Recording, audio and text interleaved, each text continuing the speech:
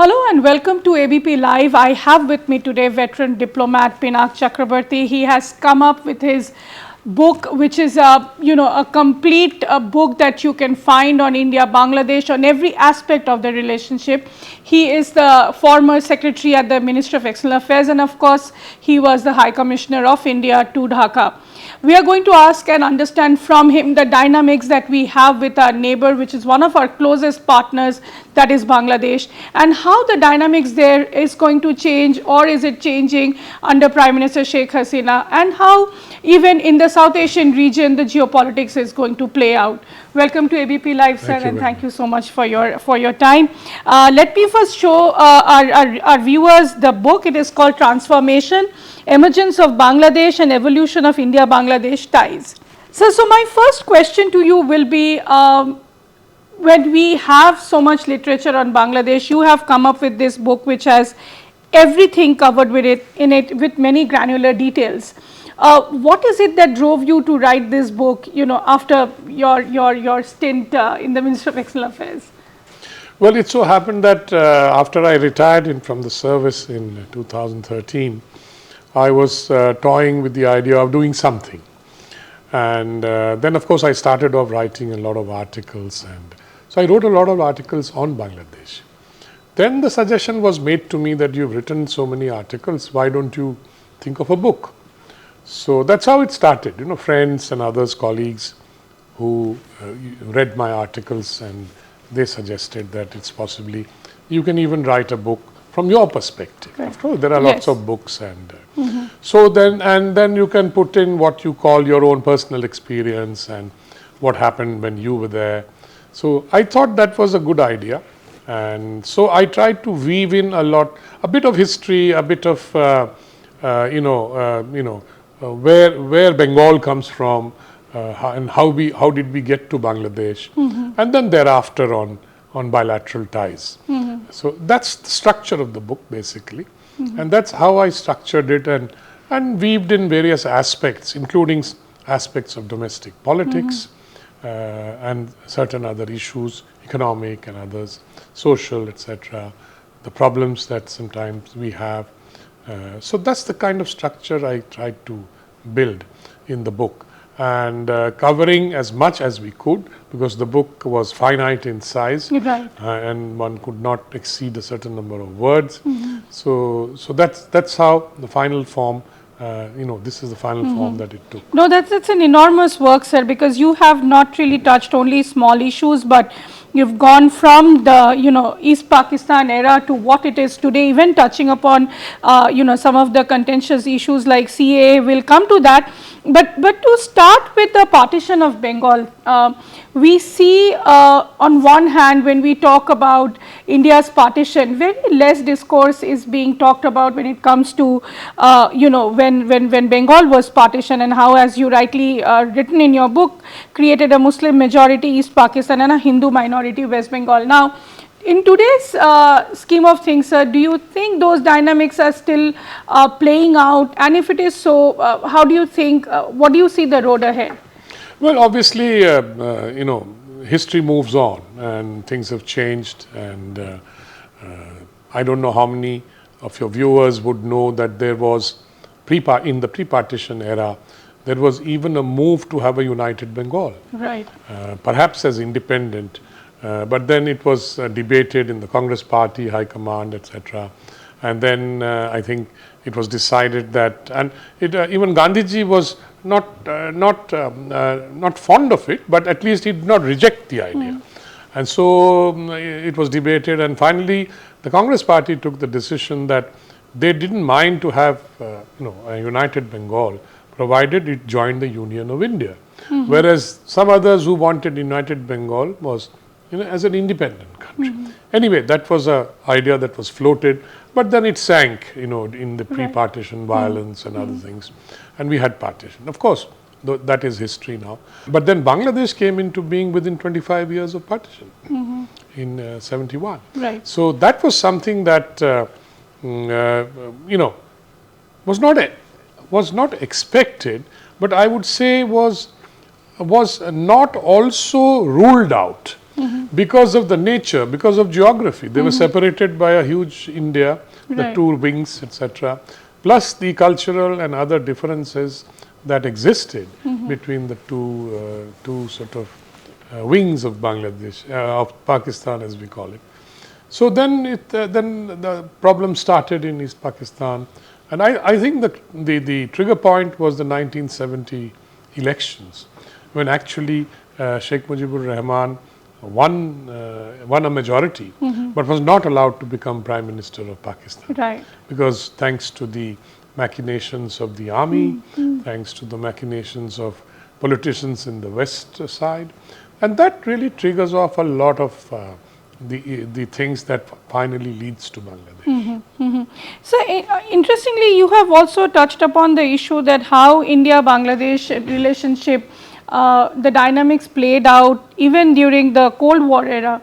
Again, for our viewers, who are fairly in the younger age profile, what is it that, what happened between these two countries at that point of time when India heavily supported the erstwhile USSR? Well, I think after Bangladesh came into being, of course, there were ups and downs in the domestic politics. Sheikh Mujibur Rahman was assassinated in 75. Then you had a period of turbulence. Then a military dictatorship, Right. Yes. which tried to put up a facade of democracy, and followed by another military dictatorship. But basically, there were ups and downs with India. During the military dictatorship periods, the relations were okay, but not warm. And it was very warm during the period when Mujib was there, because of all the help that India had given. But the military dictatorships were headed by generals who were basically of the Pakistan mindset, because they had been trained and brought up in the Pakistan military. So their ethos and thinking was somewhat anti-Indian, I would say. But then again, democracy came back. But then the what shall we say, the anti-Awami League and the the anti-independence forces, or as they call the anti-liberation forces, they joined hands and formed a party, which was the coalition BNP and the Jamaat-e-Islami. The Jamaat-e-Islami has been an Islamist party and has been pro-Pakistan from the very beginning. So that period again was a period of dissonance in our bilateral ties. Then of course, when Sheikh Hasina came back, things improved, and she's now been there for the third term, I think, or the fourth term. So I think things have now stabilized. We have made much progress on various fields. So things are that way. Bangladesh-India relations today is in a sweet spot, as we say. So now you also interestingly talk about something that some of us really are not aware of, is this Mujib's 6-point plan. Yes. And how basically that was the genesis of the tensions that eventually erupted between Bangladesh and Pakistan. Well, there's a debate on what he actually wanted from the 6-point plan. I believe that his instinct was to, to get as much autonomy as possible for East Pakistan. That was the initial instinct. But then when he ran into resistance, and then he realized that that East Pakistani people, or the Bengalis, would be always subjugated by the people in the West. Punjabi dominated West Pakistan, army, etc., bureaucracy. So the resentment grew because of that. Autonomy was not being granted. Bangladesh had a higher population at that time. Right. It contributed more to the central revenue than the West Pakistan. So these kind of things, triggered a lot of resentment. And they decided that they did not want to remain under the thumb of the West Pakistanis. Correct. That's what led to the start of the sort of a liberation movement, and which ultimately, blossomed into independence. And they paid a huge cost for it, yes. Exactly. So we all know what happened between Bangladesh and Pakistan, and how finally it sort of ended in a sort of blunder that Pakistan did, and they were red-faced. But then again, the role that was played by India at that point of time with Mukti Bahini and all, and the decisions that at that point of time Prime Minister Indira Gandhi took. Now that's a debate for generations we've been doing, that whether that was a good decision or was it at all necessary, because India also was a fairly young country at that point of time. How would you analyze that? Well, I think in the initial reaction in India was that let us monitor what's happening, and because India didn't want to plunge into something. India wasn't really a powerful country at that time, and so they didn't want to plunge into a situation where it would be accused of interfering in another country or other kind of international obligations that we have. So I think India took her time in reaching that decision. But as the situation became worse and worse in Bangladesh, India had to go and campaign globally to say that this is what is happening. And when 10 million refugees pour into your country, then your options get even more limited. Correct. Because then it is no longer an issue, international issue, and the international community was not about to do anything about it.